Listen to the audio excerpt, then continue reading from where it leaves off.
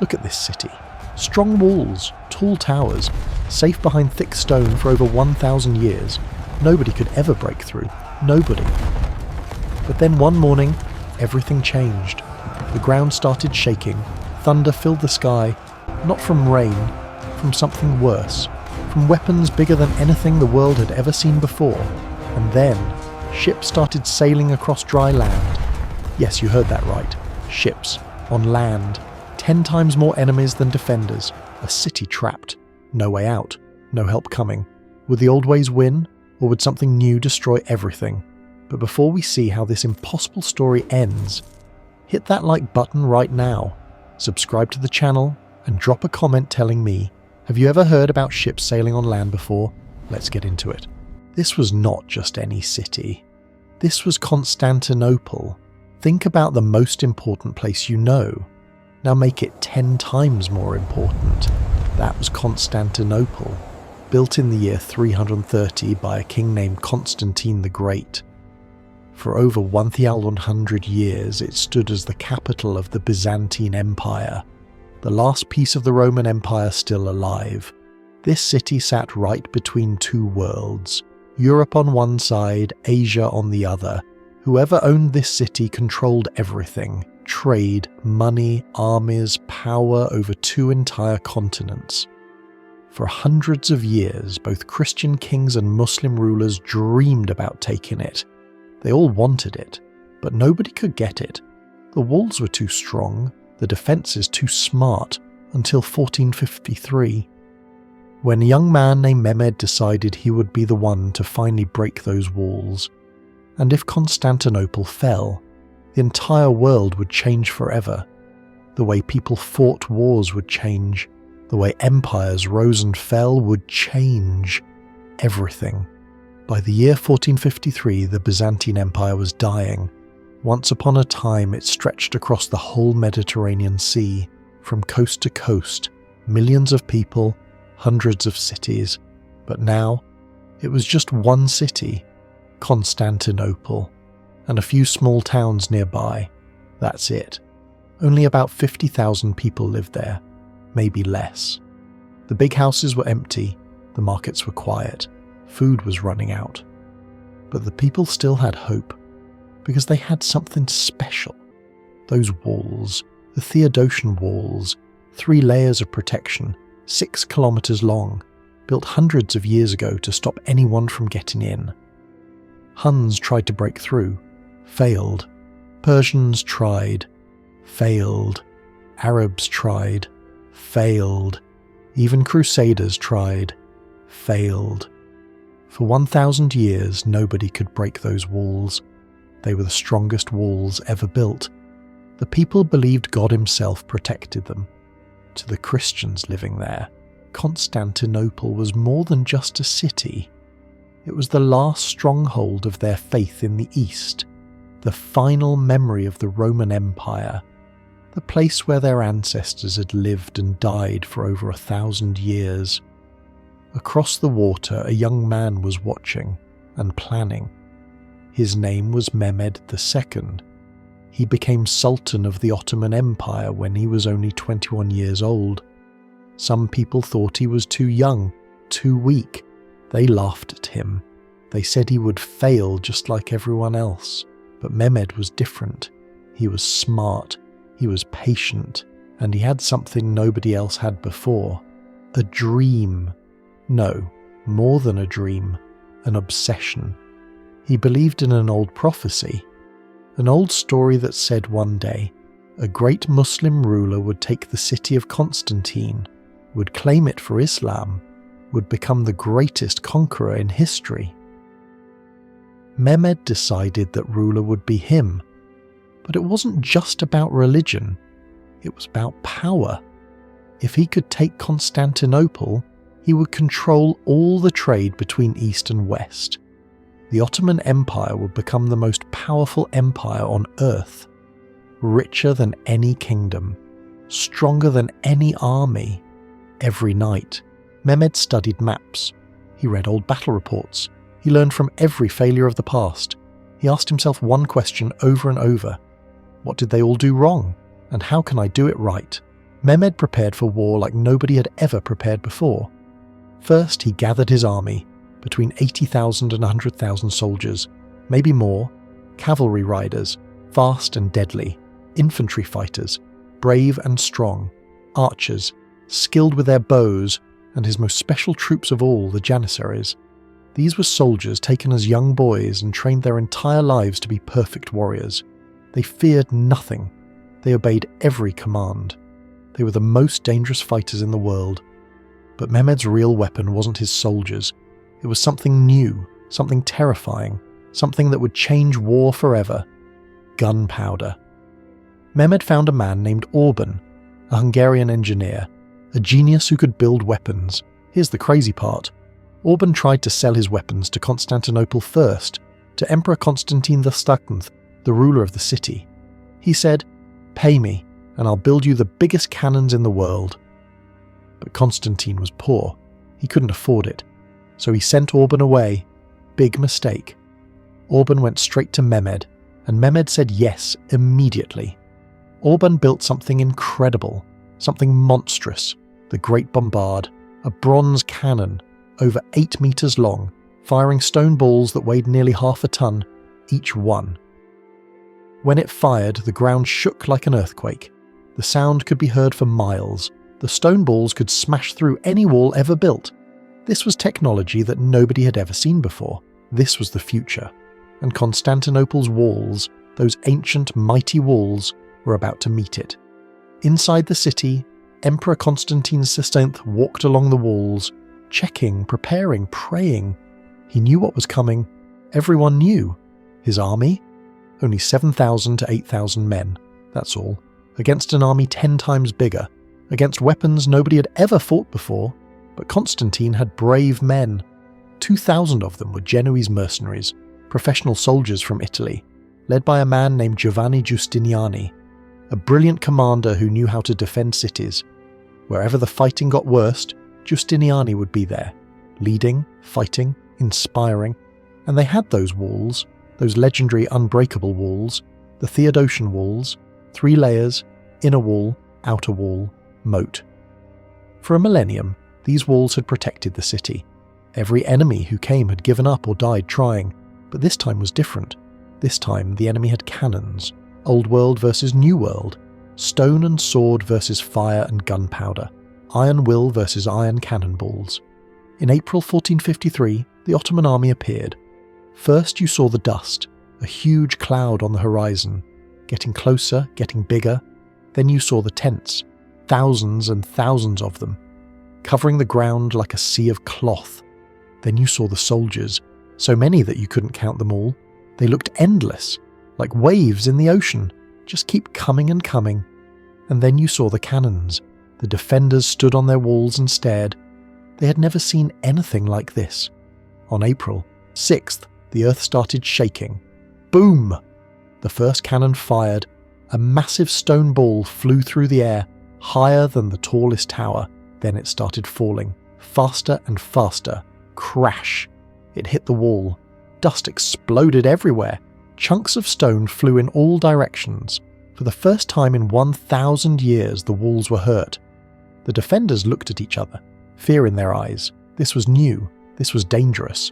The siege of Constantinople had begun. Mehmed divided his army into 3 sections. On the right side, soldiers from Anatolia, modern-day Turkey, tough fighters from the east.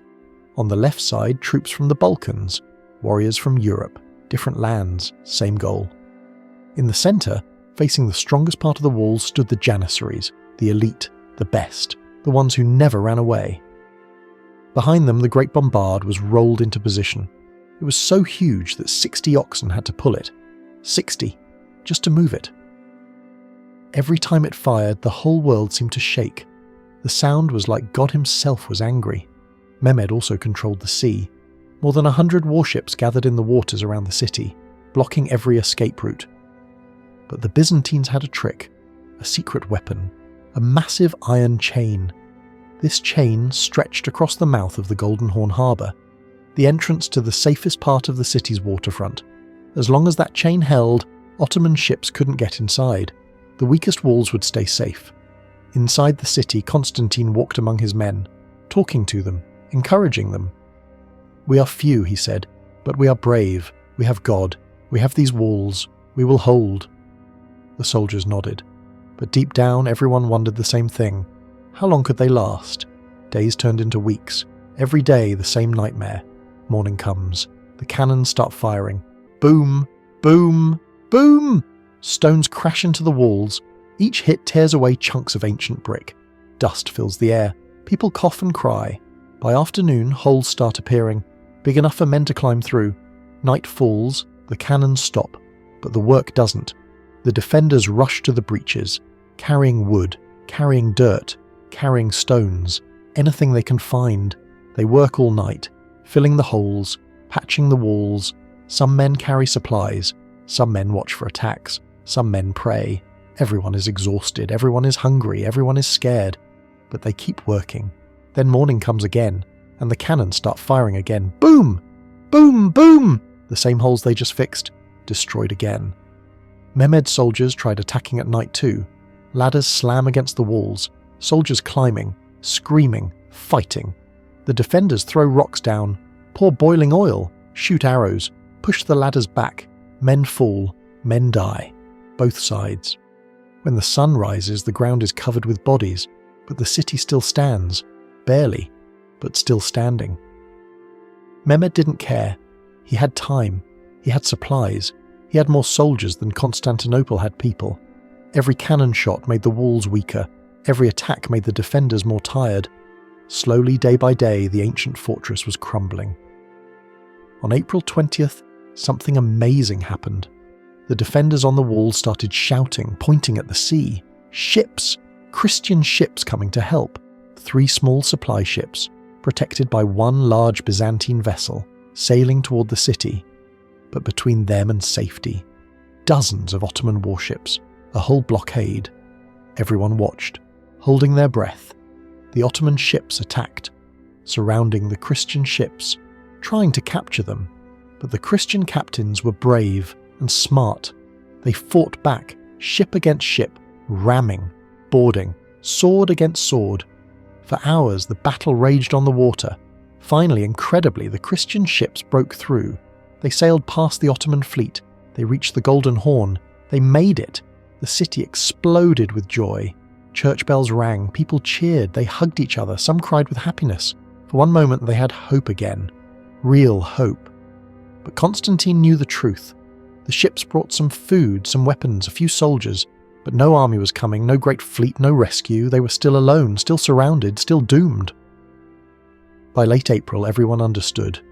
They could resist for a while, but not forever. And Mehmed? He was already planning his next move. Something nobody expected. Something impossible. Mehmed had a problem. The Golden Horn harbour. That's where the weakest walls were, where it would be easiest to attack. But that iron chain blocked the way. His ships couldn't sail in. For days he tried everything. Tried to break the chain. Tried to destroy it. Nothing worked. So Mehmed came up with a crazy idea. So crazy that even his own generals said, "That's impossible."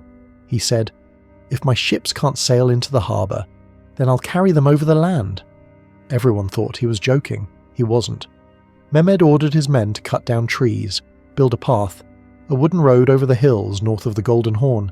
They cut hundreds of trees, made planks, laid them down, covered them with animal fat to make them slippery. Then came the hard part. One by one, they pulled ships out of the water, Ottoman galleys, war vessels, heavy and huge. They placed them on rolling logs, like giant wheels underneath. Teams of oxen, dozens and dozens, pulled from the front. Hundreds of men pushed from behind. Slowly, inch by inch, the ships started moving, over the ground, up the hills, across dry land. Drums pounded, soldiers shouted. The wooden planks creaked under the weight. The people of Constantinople watched from their walls. They couldn't believe what they were seeing. Ships sailing on land. It looked like magic, like a nightmare, like the world had gone insane. On the morning of April 22nd, the impossible became real. Dozens of Ottoman ships slid down into the Golden Horn, behind the chain, inside the harbour. The Byzantines panicked. The weakest part of their defence was now under attack. the one place they thought was safe.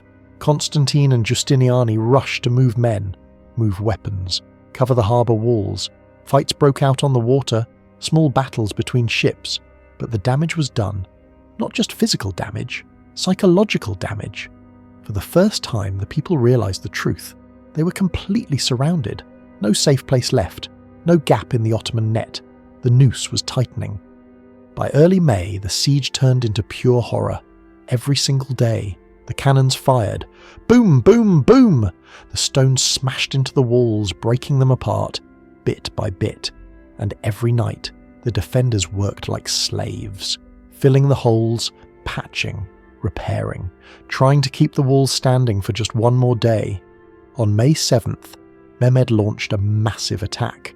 Thousands of soldiers rushed forward, in the darkness, screaming war cries, ladders everywhere, climbing, fighting. The Byzantines fought back with everything they had. Arrows flew through the air, so many that the sky looked dark. Rocks crashed down from the walls.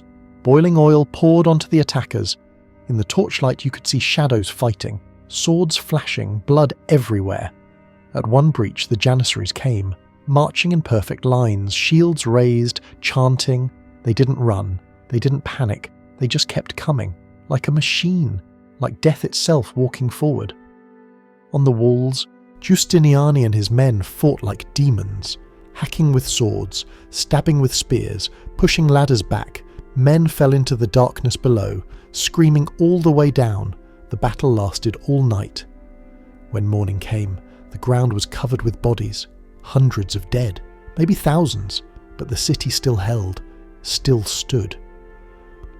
On May 12th, another massive attack. Same thing, more death, more blood.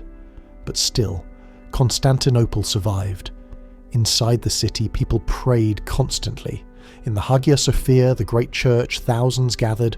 Greeks, Italians, soldiers, regular people. They lit candles, they sang hymns, they begged God for help. Every time the cannons fired, the whole building shook. The golden dome trembled. It felt like the world was ending outside. By mid-May, Mehmed was getting impatient and angry. He pushed his soldiers harder, attacked almost every night. His men dug trenches, built ramps, brought smaller cannons closer to the walls, firing point blank into the stone. The defenders were exhausted, starving, falling apart. But Constantine refused to give up. He walked the walls every day, talked to his soldiers by name, reminded them who they were. "We are the last defenders of Rome," he said. "We are the guardians of history. If we fall, everything falls, so we will not fall." His courage kept people going, but deep down, everyone knew. The city couldn't last much longer. The end was coming, and everyone was waiting for it. The final attack, the last battle. On the night of May 28th, Constantinople was silent.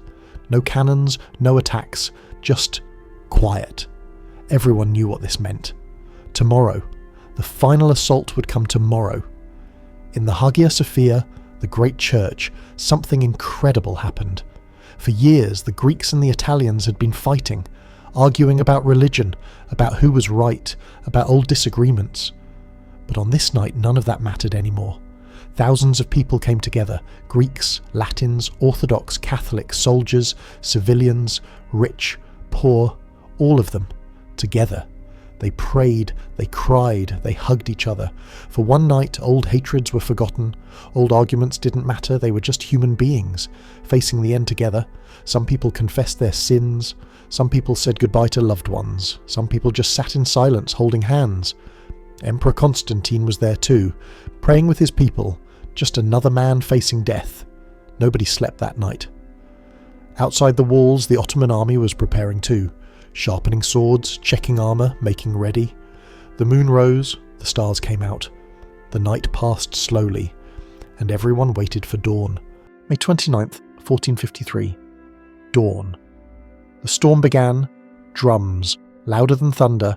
Boom, boom, boom. Horns blaring, screaming, shouting. Then they came. The first wave. Irregular troops, volunteers, men looking for glory or death.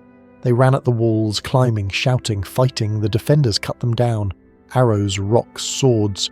Blood stained the ground. Bodies piled up in the moat. But that was the plan. These men weren't meant to win, they were meant to tire the defenders out, and it worked. The second wave came. Regular soldiers, thousands of them, from Anatolia, from the Balkans, professional warriors. They hit the walls harder, climbed faster, fought better. The defenders fought back desperately, but they were getting tired. So tired. Arrows filled the sky, rocks crashed down, men screamed and died. The breaches in the walls filled with dead bodies, so many that soldiers were climbing over corpses to get inside. The pressure kept building, more and more enemies, less and less defenders. Then came the third wave, the Janissaries. At first they marched in silence, just the sound of their boots, thousands of boots, marching together, shields raised, swords ready, eyes forward. When they reached the walls they roared, all together, one voice, and they surged forward, like a wave of iron crashing against stone. The battle turned into chaos, pure, brutal chaos. Swords clashed, metal on metal, metal on flesh, shields shattered, blood sprayed, men wrestled and stabbed and died. Then disaster struck the defenders. Giovanni Giustiniani, their best commander, was hit, badly wounded, an arrow or a bullet, blood everywhere. His men carried him away, trying to save him. But when the soldiers saw their commander leaving, hope died. Morale collapsed. Men started to panic. At a part of the wall called the Kirkaporta Gate, someone had left a small door unlocked. A tiny mistake. Ottoman soldiers found it, forced it open, started pouring inside. At the same time, a bigger breach opened. The cannons had finally done their job. The walls crumbled. The Janissaries rushed through. They were inside the city. Emperor Constantine saw it happening, saw his city falling. He could have run, could have escaped, could have sailed away to safety, but he didn't. Instead, he tore off his imperial robes, threw away his crown, picked up a sword. He turned to the men around him and said, "The city is falling, but I will not fall as an emperor, I will fall as a soldier." Then he charged into the battle, swords swinging, fighting alongside common soldiers. Nobody knows exactly how he died. No one saw his final moments. Some say he was surrounded by enemies, cut down by many swords.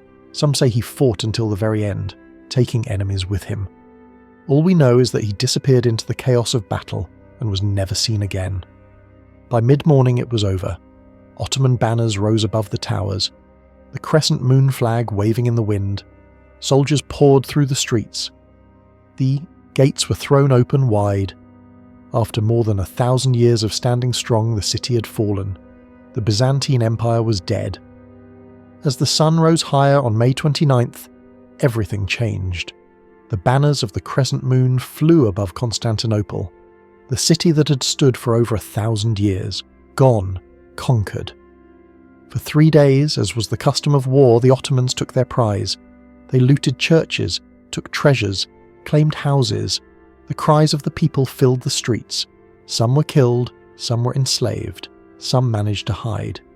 It was the brutal reality of medieval conquest. On the third day, Sultan Mehmed II entered the city, riding through the gates on his horse, looking at the ruins, looking at his victory. He rode to the Hagia Sophia, the greatest church in the Christian world. He dismounted, walked inside, looked up at the golden dome, the beautiful mosaics, the ancient walls. Then he gave an order: convert it to a mosque.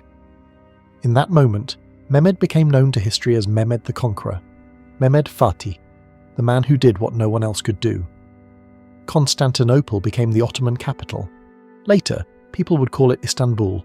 From this city, the Ottoman Empire would expand for centuries, into Europe, into the Middle East, into North Africa, an empire that would last until World War I, over 450 years of power, all starting from this victory. For the Christian world, it was a disaster. The Byzantine Empire was gone, forever. The last piece of Rome had fallen, the empire that started with Augustus Caesar in 27 BC. That had lasted nearly 1,500 years, that had survived countless wars and invasions, finally dead. Across Europe, people were shocked, terrified. If Constantinople could fall, what city was safe? The Ottomans were at the gates of Europe now. Nothing could stop them. Fear spread across Christendom. Calls for new crusades echoed through the churches. Kings and popes met to discuss what to do, but it was too late. Constantinople was gone. Many Greek scholars and artists fled westward, running from the Ottomans, carrying with them ancient manuscripts, old books, classical knowledge. They went to Italy, to Venice, to Rome, to Florence, and they brought something with them, the knowledge of ancient Greece and Rome, philosophy, art, science. This knowledge helped fuel something amazing, the Renaissance, the rebirth of learning and art in Europe. But something else happened too, something nobody expected. For hundreds of years, European merchants had travelled to Constantinople. It was the gateway to the east, to the Silk Road, to spices and silk and treasures from China and India. But now the Ottomans controlled that route, and they charged high prices, made trade difficult. So Europeans started thinking, we need a new way to reach the east. We need to sail around the Ottoman Empire. Within decades, explorers started sailing into the unknown. Christopher Columbus sailed west in 1492, trying to find a new route to Asia. Instead, he found America. Vasco da Gama sailed around Africa, reaching India by sea. Ferdinand Magellan sailed around the entire world. The age of exploration began because Constantinople fell. Europeans discovered new continents, built new colonies, changed the entire world, all because they needed to find new trade routes. The fall of one city led to the discovery of entire new worlds.